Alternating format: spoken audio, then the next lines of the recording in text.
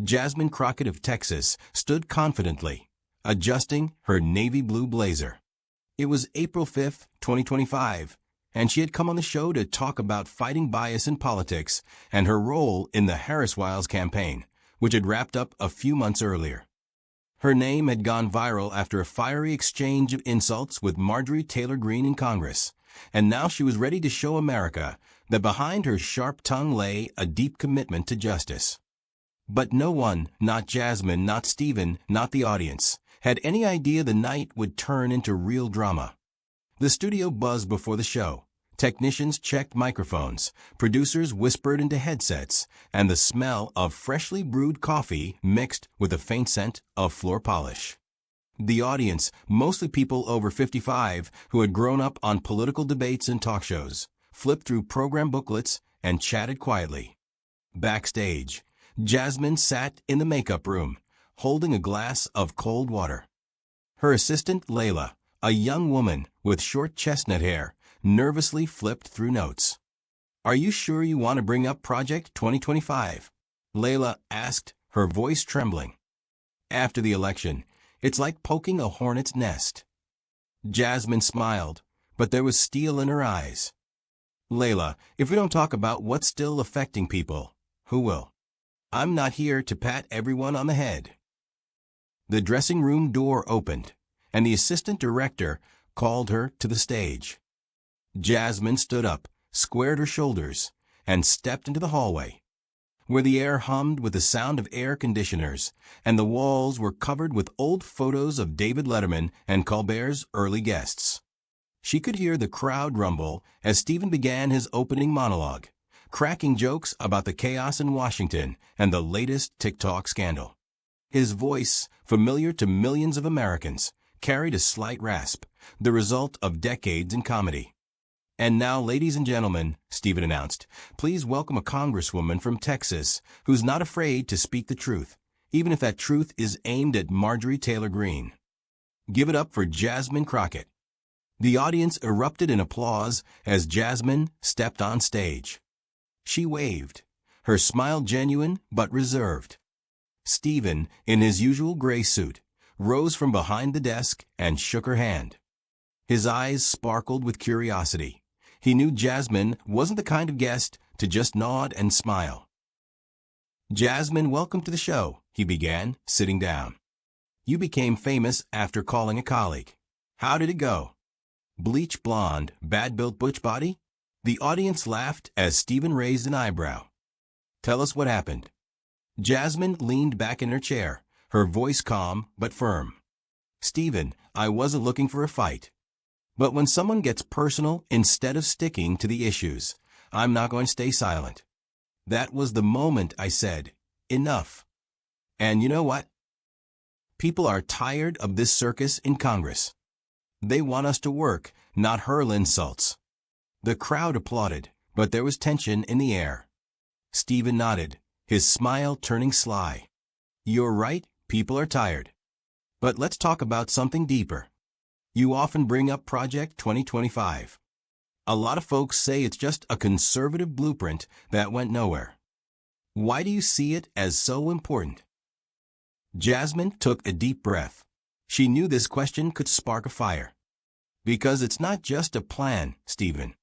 It's a roadmap that's already being implemented. You've seen how Republicans are pushing laws restricting abortion rights, cutting social programs? That's not a coincidence. And I'm here to say we can't let America go backward." The room buzzed, some clapped, others whispered. Stephen leaned in, his tone sharper.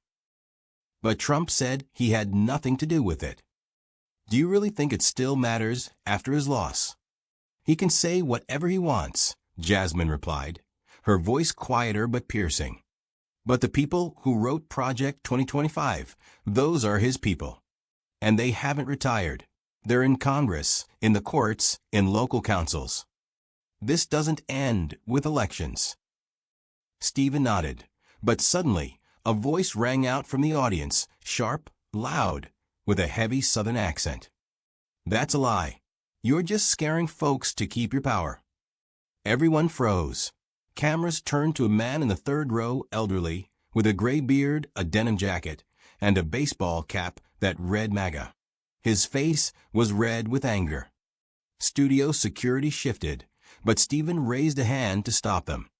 Hold on, he said, trying to defuse the moment with humor. A live comment from social media. Sir, what's your name? Roy Jenkins, the man said, standing up.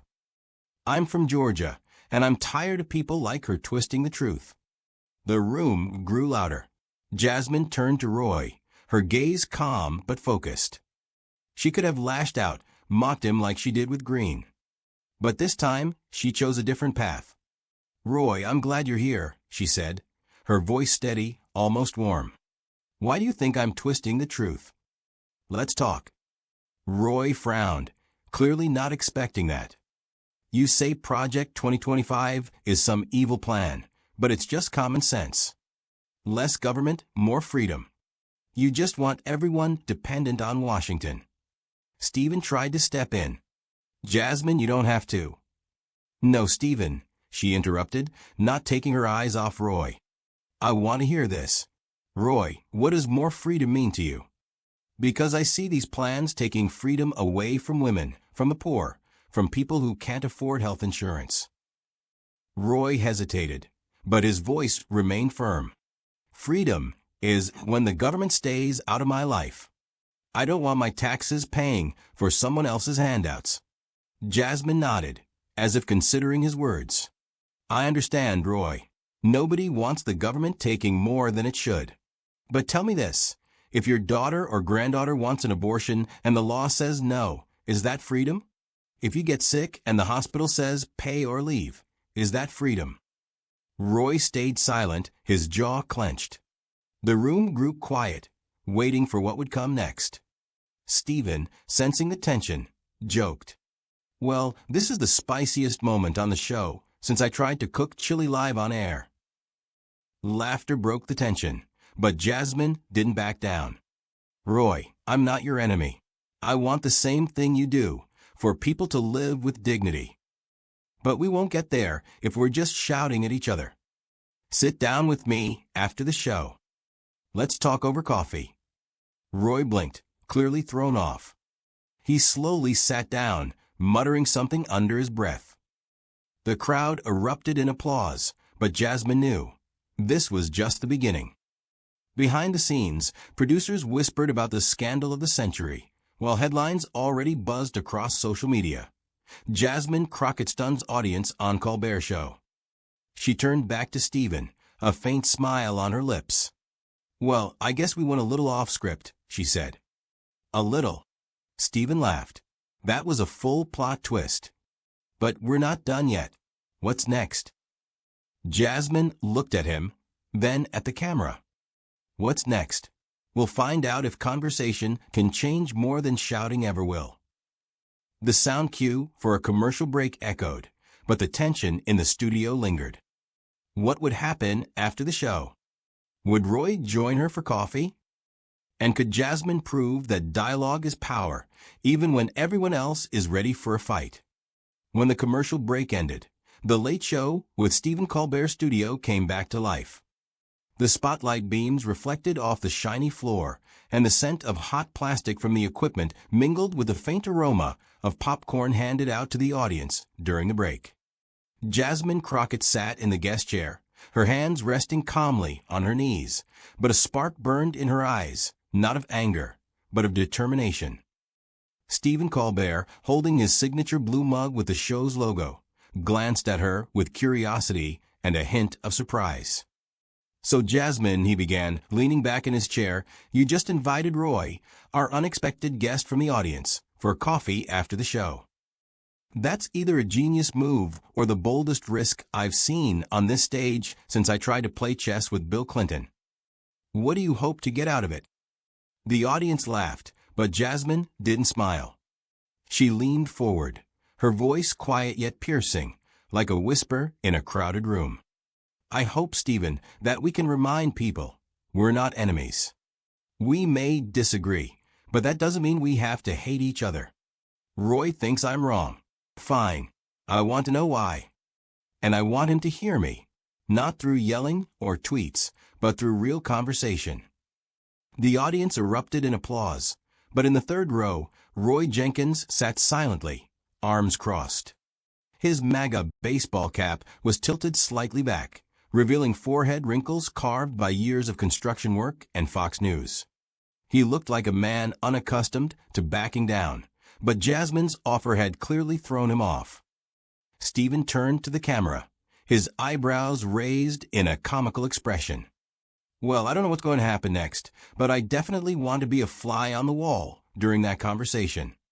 Jasmine, thank you for coming. And Roy, keep us posted. Let us know if you have that coffee. The band started playing as the show transitioned to the next segment. But for Jasmine and Roy, the evening was just beginning.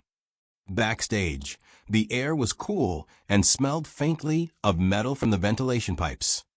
Jasmine stood by the coffee table, holding a paper cup filled with hot coffee. Her assistant Layla nervously twisted her phone in her hands. "Are you sure this is a good idea?" Layla whispered. "That Roy guy looks like he could argue until sunrise. What if he starts yelling? Or worse, records the whole thing and posts it online?" Jasmine took a sip, feeling the warmth slide down her throat. "If he records, he records. I'm not afraid of the truth, Layla. And I'm not going to shout back. People are tired of shouting.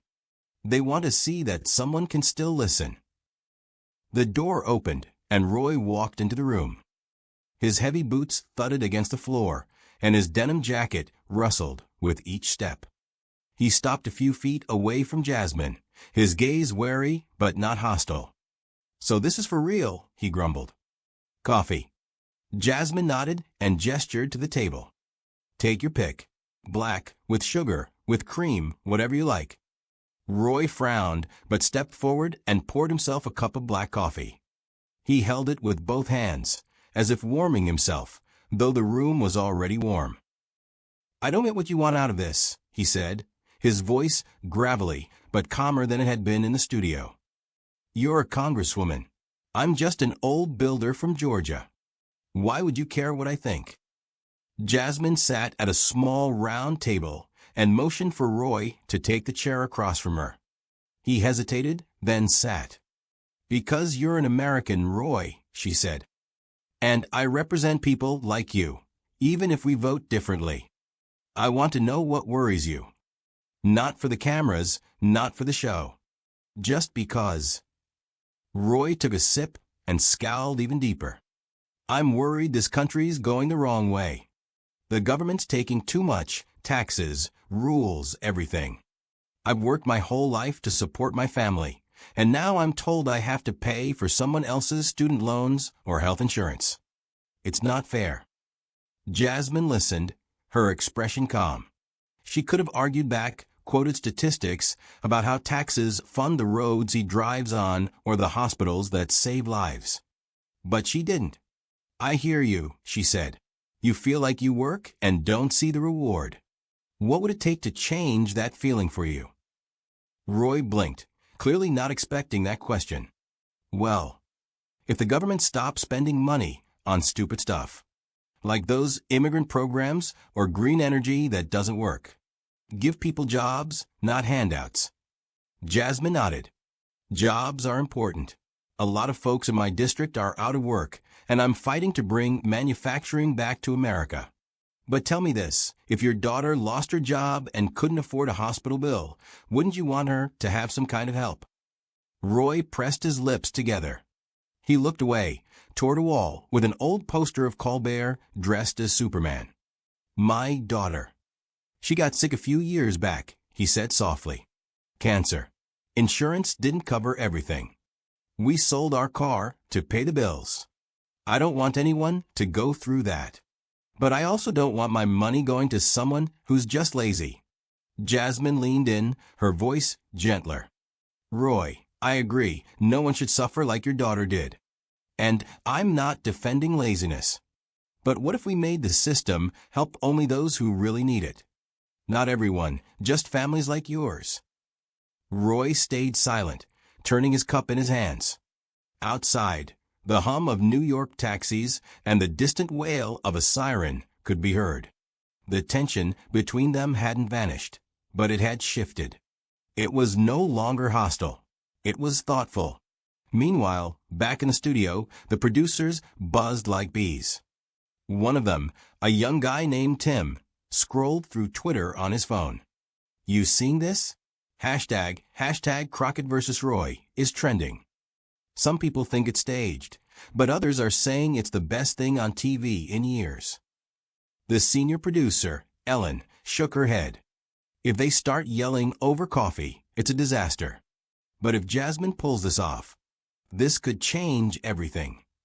Back in the room, Roy finally looked up at Jasmine. "You really think you can change the system?" he asked. "Because I've seen politicians promise things and do nothing." "I'm not promising miracles," Jasmine replied. "But I am promising to fight. And to listen. If you tell me what works in your world, I'll carry it to Washington." Roy gave a small grunt, but there was a flicker in his eyes, not trust, but maybe respect. "All right," he said, "but I still won't vote for you." Jasmine smiled, for the first time all evening, truly. "I'm not asking for your vote, Roy. For now, coffee is enough." They sat a few more minutes, talking about small things, the weather in Georgia, his grandkids' favorite foods. When Roy left, holding his empty cup, Jasmine leaned back in her chair and exhaled. Layla peeked into the room. "So? He didn't throw coffee at you. That's a win, right?" Jasmine laughed. "It's a start, Layla. Just a start." When Roy Jenkins walked out of the backstage room at the Late Show with Stephen Colbert, his steps were slower than when he had entered. He still held a crumpled paper cup in his hands, and his denim jacket swayed slightly in rhythm with his walk. Outside, New York buzzed with its nightlife. Billboard lights flickered in Times Square, a horn blared somewhere nearby, and the cold April air seeped through the cracks in old window frames. Jasmine Crockett remained at the table, watching him leave. Her shoulders relaxed, but a mix of fatigue and quiet triumph pulsed in her chest. Layla, her assistant, burst into the room holding a phone, its screen lighting up with notifications. "Jasmine, did you see this? Twitter's going crazy. People are saying it was the best moment on the show in years. Someone even wrote, 'Crockett just showed how to stop a civil war over a cup of coffee.'" Layla laughed, her eyes wide with excitement. Jasmine waved her off, but a faint smile curved her lips. "It's not about Twitter, Layla. It's about what happened here. If I got Roy to think, even for a second, that's already something."